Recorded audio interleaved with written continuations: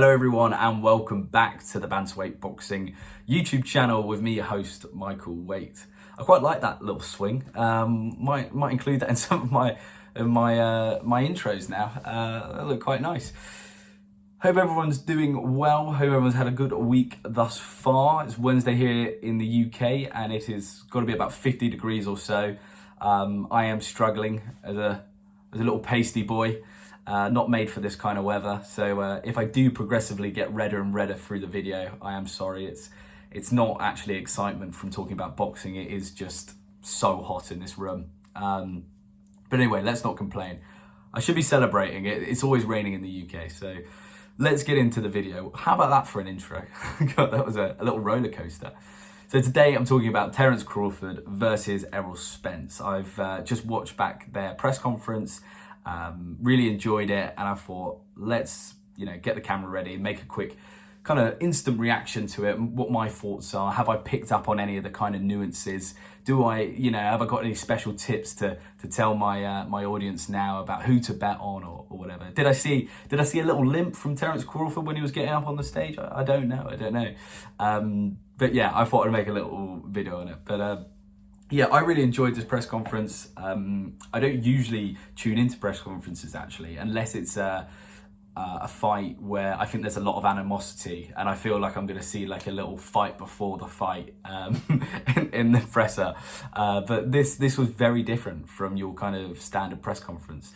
And I wanted to watch it because I wanted to be kind of a part of this whole fight from the very beginning all the way to when they step into the ring. I just think it's such a monumentous event in the boxing, in boxing, that I just want to be a part of it from the start to the finish. I want to see, the face-off, etc. and stuff like that. So yeah, I really enjoyed it. As I was just saying, it was very different to your kind of standard press conference that you see nowadays. I think with fighters so, intent on trying to sell fights, usually there's a lot of kind of forced animosity in these press conferences. We saw even recently like Teofimo Lopez versus Josh Taylor, their press conference, they're bad mouthing each other, going hell for leather at each other, and maybe that animosity was genuine. I don't know, but I would say about 70% of these build-ups and rows between boxers is just put on. It's just to sell the fight, and then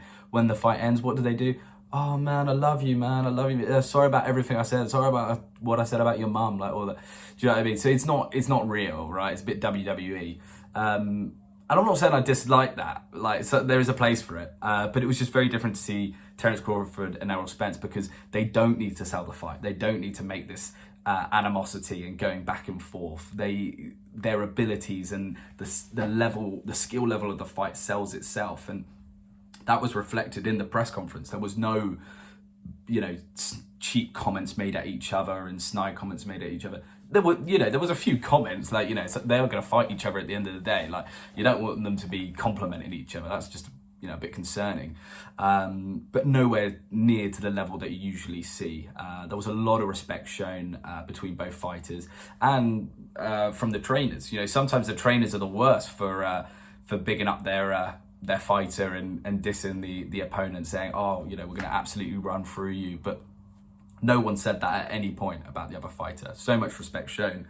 I think Errol Spence was asked, how do you think you're going to do, or what do you need to do to beat Terence Crawford? And he was saying, I've got to be at my best. This is going to be one of my toughest opponents. So yeah, it was a breath of fresh air for me to kind of see that. And I think there was a lot of talk about greatness. I think that was the real kind of takeaway I took from this press conference, was this is a kind of battle for the #1 spot of our generation. I think Canelo's obviously still always going to be there, but for these two, for what they can do in their careers, to kind of tick off everything they can do, it all comes down to this fight. This is the legacy fight, really.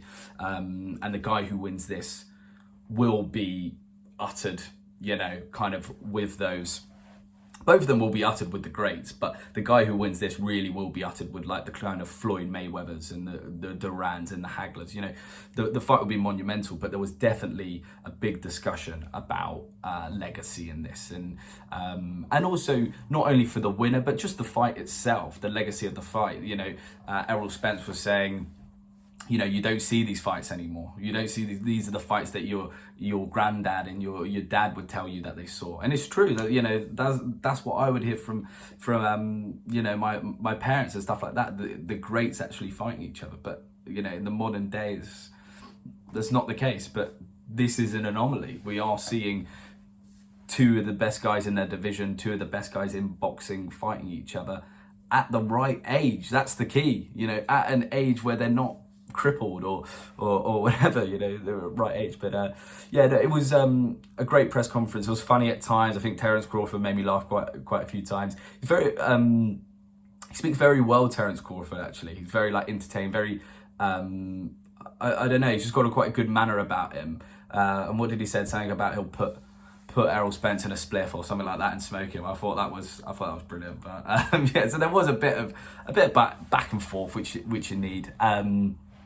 But the other thing that kind of really shocked me, and both of the fighters spoke about it, but it only really got raised at the end when a guy asked a question about it, was how much Terence Crawford and Errol Spence spoke to each other in the build-up to making this fight. Apparently they had numerous one-on-one FaceTime calls discussing making the fight and also discussing just life in general.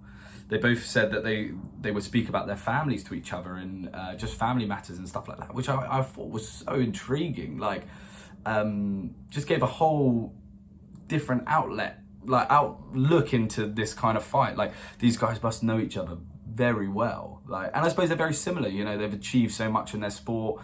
You know, it's a lonely sport, boxing. So sometimes maybe the only people you can relate to are others in the sport. But yeah, it was. I just found that very funny to hear. That it didn't really affect how I'm going to view this fight or anything like that. But I don't know what your guys' thoughts on that are. You know, two fighters speaking to each other a lot before they get into the ring. But maybe that happens more than we know. But yeah, I did think that was interesting. So yeah, we'll see what happens when this fight comes around. The face-off again was very amicable. There was no pushing, no shoving, unfortunately. But yeah, it was kind of how a press conference is meant to be done. But yeah, this fight sells itself. It's going to be an absolute cracker. I really do think so. I think, you know, both of them hinted at it as well. These are not fighters who back down. These are fighters who are going to bite down in their gum shield and have it out. But yeah, there was a few pressure points. I think Terence Crawford got a bit itchy when Errol Spence started commenting on his track record. You know, saying you beat a washed-up Kell Brook, you know, and Amir Khan, and even Sean Porter. You know, Sean Porter was on the slide kind of when he took that fight as well. That's probably his best win, you know, the last kind of 5 fights or so. So it's not like a stellar record, you know. There's some, and then you look at Errol Spence, he got a bit rattled as well. When not rattled, but you could tell you can't ignore it. When someone said, you know, you've been out of the ring for, was it 16 months or something like that? That's a long time to be out of the ring, you know, for whatever the reasonings are. That is a long time to be out of the ring, and I think that's why a lot of people are kind of leaning to Crawford, is just because of that activity. You know, when two fighters are like that, you know, you're looking for the tiny factors which are going to change the fight. And for me, when we used to speak about this fight a couple of years ago or so, it was always Errol Spence's size, I think, just kind of made me edge him a little bit. And now with this kind of factor of, you know, Errol Spence's, you know, his body has been through wars. Like, he's literally been through a car crash, and now has been out, you know, with retinal surgery, and has now been out of the ring for 15 months or whatever it is. Now you're going, ooh, maybe it's Terence Crawford, but this is one of those 50-50 fights, and it's one that you just got to watch. But yeah, thanks for listening, guys. I hope you guys enjoyed the press conference. If you haven't seen it, give it a watch, even just the highlights. It is really good. But thanks for listening. Do like and subscribe if you enjoy the content. Road to 200 subs. Thanks for listening. Ciao.